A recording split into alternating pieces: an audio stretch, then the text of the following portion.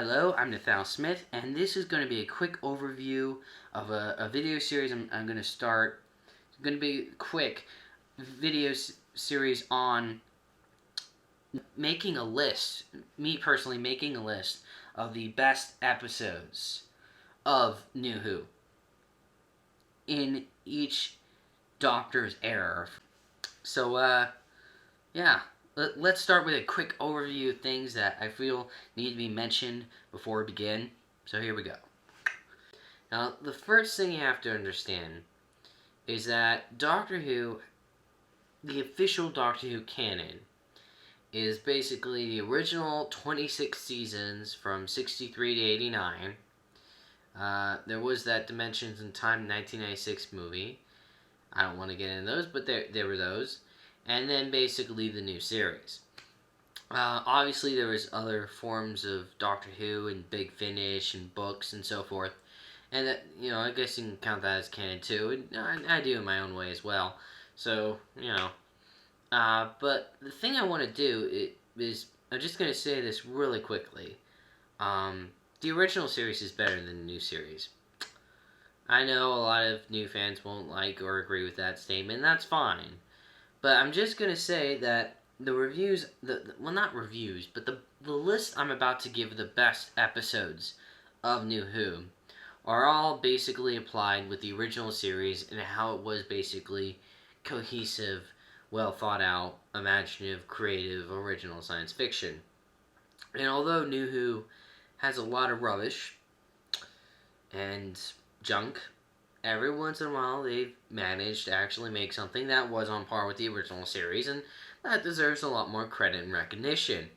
And with the exception of maybe one two-parter, none of these episodes are really noticed by anybody, and I don't know why. Maybe it's because the season arc stuff, and I don't understand that, because the season arc stuff's always shit and does stupid things. And maybe it's just the over-emotional stimuli that a lot of the new series has, that everyone focuses on that shit, but anyways. I'm just stating this in my state of mind. If you don't like my opinion, that's fine, but it's my opinion, so there. But that doesn't mean the new series hasn't done some really great episodes, and I will get into that. But there is one thing I want to explain. You see, a lot of people that praise Moff pre him being showrunner might be confused as to how he became the way he did as showrunner. And a lot of people try to say how great a writer he is and yada yada yada, and that he's just a terrible showrunner. But the thing is, there were signs, lot of signs, long before he became showrunner. That terrible comedic special thing that he did in what was it, 99? Is a fine example, but I'm not going to delve into that because it's not in New Who. The reason I bring this up is basically, although I'm giving it a list of the excellent episodes, there's only one Moff two-parter being mentioned. And it's not Silence in the Library. Because Silence in the Library is shit, and obviously Girl in the Fireplace is shit, and Blink is not bad, but it was blown out of proportion. Let me go over these three stories real quick to explain why they're not on my list, because everyone's going to be asking, why are these not on the list of best stories in Doctor Who, yada yada yada, or New Who, and this is why. Girl in the Fireplace. I just need to mention a few things with Girl in the Fireplace and covers it. Answer this logically, not from a fangirlish perspective, but as your own imaginary friends that you might have had. 1. How many of you right now remember the imaginary friends you had as a child? 2. How many of those imaginary friends as a child did you have a romantic sexual relationship or thoughts running in your head? 3. If you did have that happening to you as a child, there's something seriously wrong with you.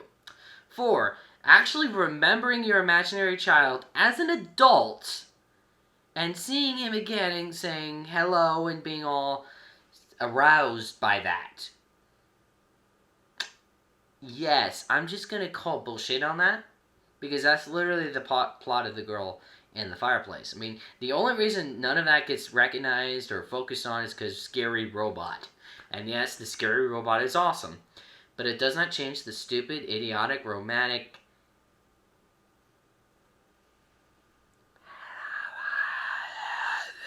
story that it is. And it is that. As for the Silence in the Library two-parter, well, that has RS in it, and she's just the worst abomination that the entire series of Doctor Who's had. I mean, even if you manage to put Perry, Mel, the companions of, well, that one companion in the romantic companion in Paul McGann's movie, obviously Rose and Martha, if you took all those companions and made some creature mushing them all together as one disgusting, disturbing companion, it would still not be as bad as RS is. Because RS is just the worst fucking thing on the planet. I know some people like it, but that's okay. You like it like you like Twilight or Hunger Games. It's successful, it's commercial. Doesn't make it good, though. It really does not make it good, especially in the case of her.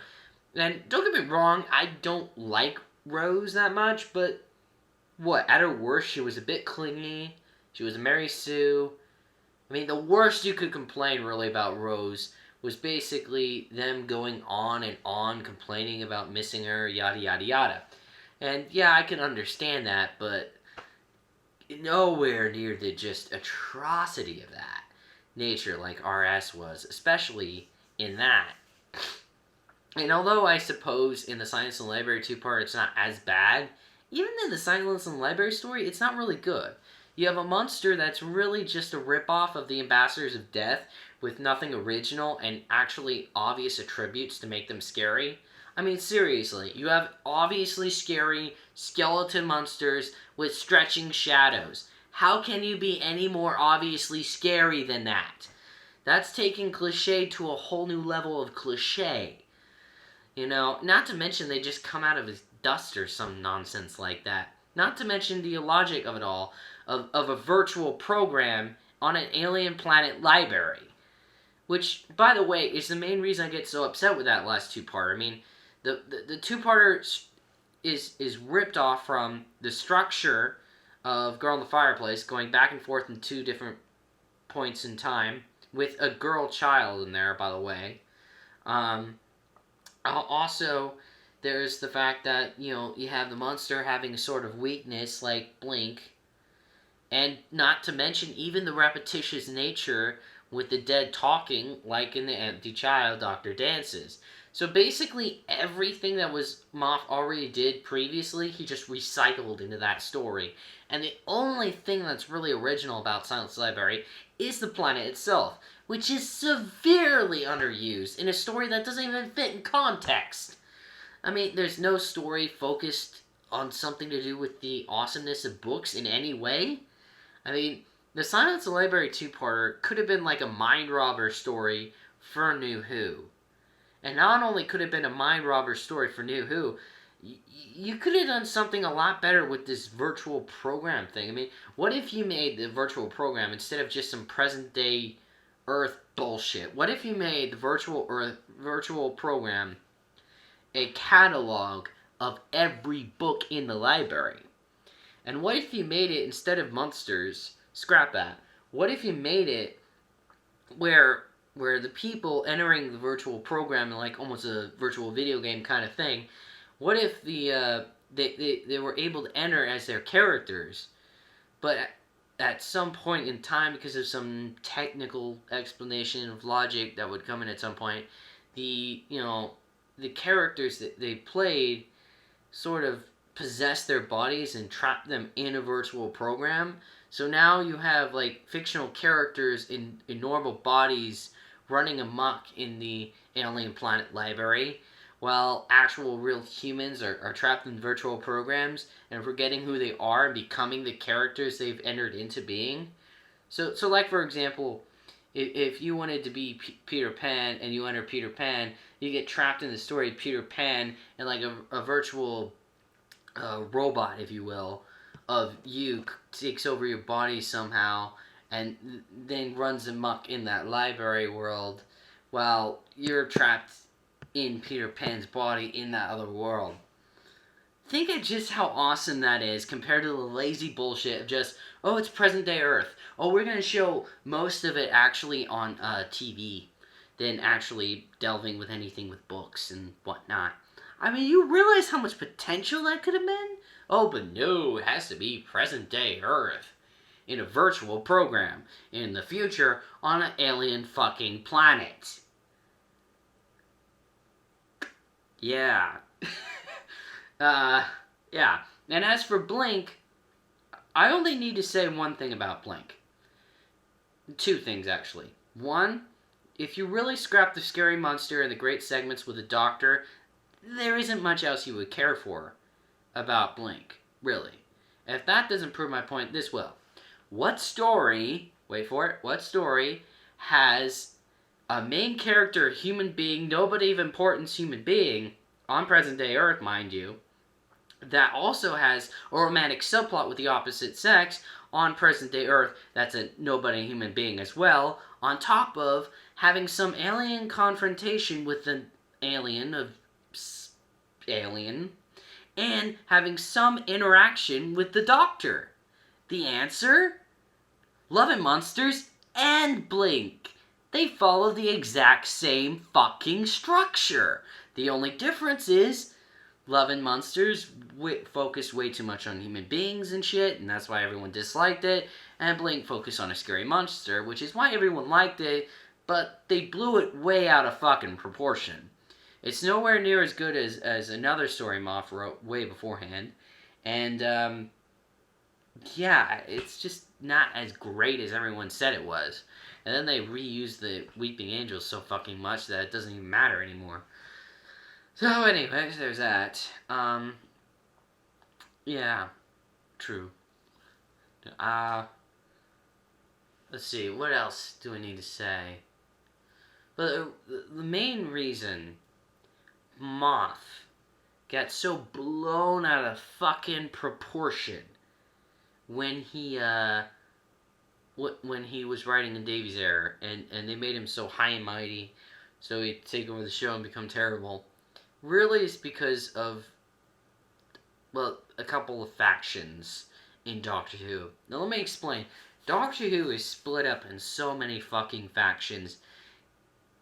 I don't even know where to begin. I mean, you have classic Doctor Who and New Who. You have factions between a single Doctor or all the Doctors or so forth. And one of the factions in Doctor Who that's been around for a long time is Doctor Who being extremely scary and horrifying, and Doctor Who not being extremely scary and horrifying. Now, the problem that can occur from it being not scary or scary or vice versa is basically people who want it to be scary all the time or not scary kind of forget to focus on an actually really excellent, great story. Because that's exactly what happened with Blink. Oh my gosh, scary story, monster, yay, it's so great. Yeah, it is a scary monster, it is a scary story, but the story's not that fucking great, people. I mean, it's not bad or terrible, but it's not the Impossible Planet Save bit. It's not Midnight. It's not the Empty Child Doctor Dances. I mean, this isn't even on a level of even Earthshock stance here. I mean, this is just, you know, it's no Talons of Weng-Chiang. This is just a meh episode of meh that isn't bad, but everybody blew it out of proportion because it was scary. And considering what happened afterwards, it does actually make sense why what happened in a lot of Moff's era, which I'll get into later. And yeah, his era was blown out of proportion.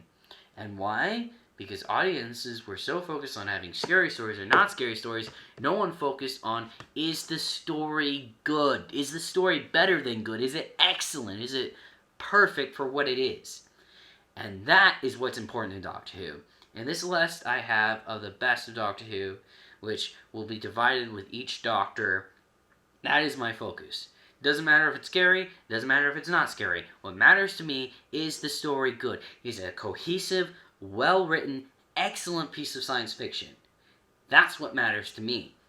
And if it's scary, awesome. If it's not scary, awesome as well. As long as it's well written. As long as it's excellent and top-notch. That's what really fucking matters in a Doctor Who story.